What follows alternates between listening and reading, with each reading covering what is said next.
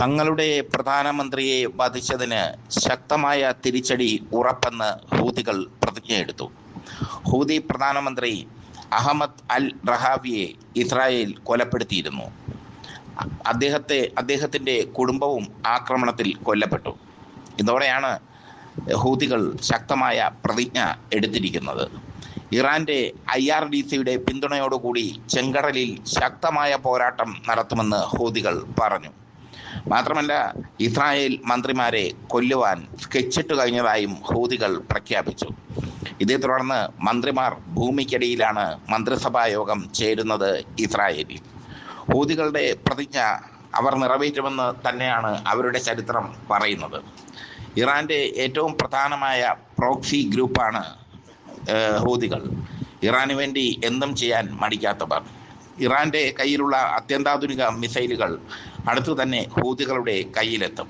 ഈ സാഹചര്യം തിരിച്ചറിഞ്ഞാണ് മൊസാദിന്റെ നിർദ്ദേശപ്രകാരം ഇസ്രായേൽ മന്ത്രിമാർ ഭൂമിക്കടിയിൽ ഒളിച്ചത്. ഇസ്രായേൽ ഇപ്പോൾ വളരെ പരിതാപകരമായ ഒരു സ്ഥിതിയിലാണ് നിലനിൽക്കുന്നത്.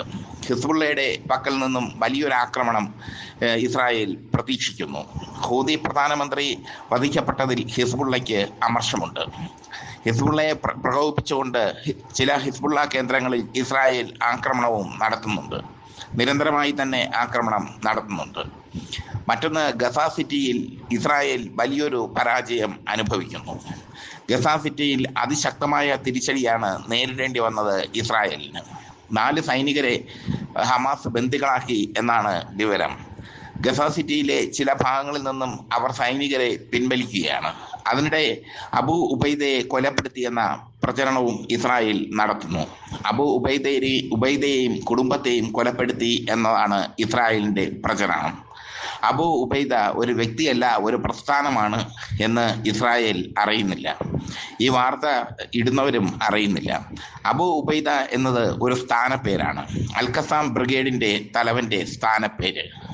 ഒരു അബു ഉബൈദ പോയാൽ മറ്റൊരു അബു ഉബൈദ വരും. അതാണ് അബു ഉബൈദമാരുടെ രീതി. പോരാട്ടത്തിൽ മിടുക്കരായവരും വാഗ്മിയും ആയിരിക്കും ഈ സ്ഥാനം അലങ്കരിക്കുക. അവർക്ക് ഹമാസ് പോരാളികൾ ഇട്ടുകൊടുക്കുന്ന അൽഖസാം ബ്രിഗേഡ് ഇട്ടുകൊടുത്ത സ്ഥാനപ്പേരാണ് അബു ഉബൈദ. അബു ഉബൈദയെ കൊന്നുവെന്ന് പറഞ്ഞാണ് ഇസ്രായേൽ വീരവാദം മുഴക്കുന്നത്.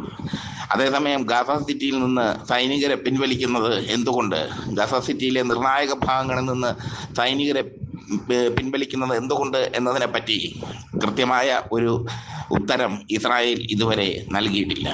ഗസയിൽ പോരാട്ടം കനക്കുകയാണ്, ശക്തമാവുകയാണ്. പക്ഷേ ആ പോരാട്ടം ശക്തമാകുമ്പോൾ തന്നെ ഇസ്രായേലിന് തിരിച്ചടികൾ വന്നുകൊണ്ടിരിക്കുന്നു തുടർച്ചയായി.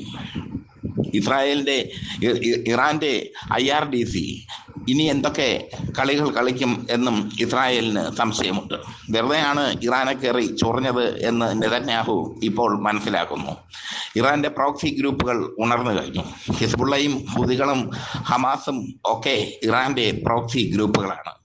അതിൽ ഹൂതികളുടെ ശക്തിയാണ് ശ്രദ്ധേയം.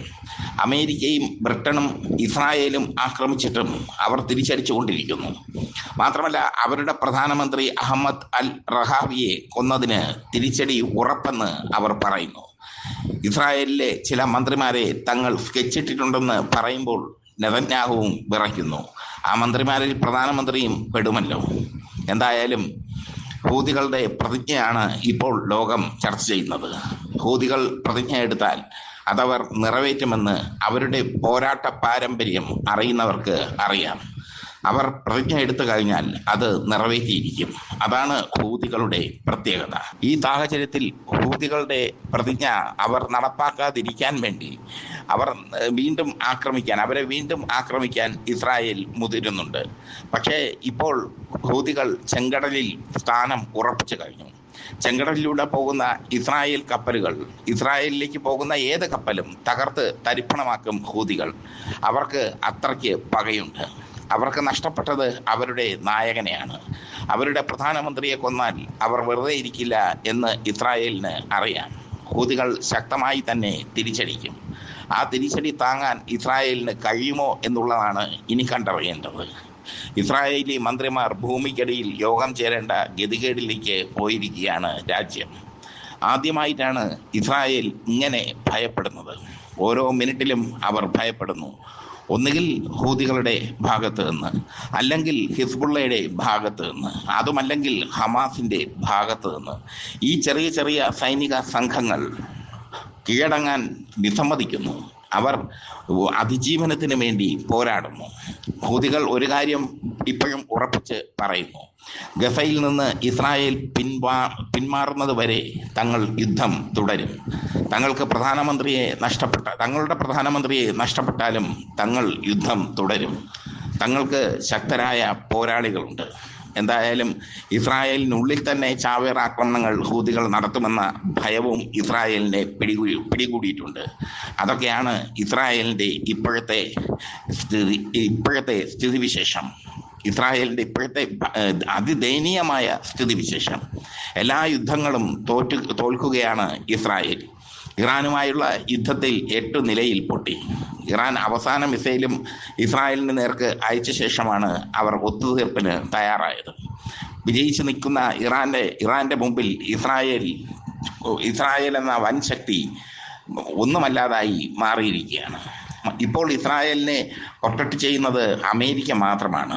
ഫ്രാൻസ് അടക്കമുള്ള രാജ്യങ്ങൾ, ബ്രിട്ടൻ അടക്കമുള്ള രാജ്യങ്ങൾ ഇസ്രായേലിന് പിന്തുണയുമായി എത്തുന്നില്ല. ജർമ്മനിയൊക്കെ ആദ്യഘട്ടത്തിൽ പിന്തുണ നൽകിയെങ്കിലും ഇപ്പോൾ അവരും പിന്തുണ പിൻവലിച്ചിരിക്കുകയാണ്. കാരണം ഇസ്രായേൽ ചെയ്യുന്നത് തെമ്മാടിത്തമാണെന്ന് എല്ലാവർക്കും അറിയാം. ആ തെമ്മാടിത്തത്തെ അംഗീകരിക്കാൻ ആവില്ല എന്ന മട്ടിലാണ് ജർമ്മനിയും ഫ്രാൻസും ബ്രിട്ടനും ഒക്കെ നിലകൊള്ളുന്നത്. അതിനിടയിലാണ് ഹൂതികളുടെ പ്രധാനമന്ത്രിയെ വധിച്ച് അവരുടെ വീര്യം ഇരട്ടിയാക്കി മാറ്റിയത്. ഏതൊക്കെ മന്ത്രിമാരെയാണ് തങ്ങൾ സ്കെച്ച് ചെയ്തിരിക്കുന്നതെന്ന് ഹൂതികൾ വെളിപ്പെടുത്തിയിട്ടില്ല. പക്ഷേ ഈ വധത്തിന് പ്രതികാരമായി, അഹമ്മദ് അൽ റഹാവിയുടെ വധത്തിന് പ്രതികാരമായി ഇസ്രായേലിലെ ഒരു മന്ത്രിയെ വധിക്കും എന്ന് ഉറപ്പിച്ച് തന്നെ ഹൂതികൾ പറഞ്ഞിരിക്കുന്നു.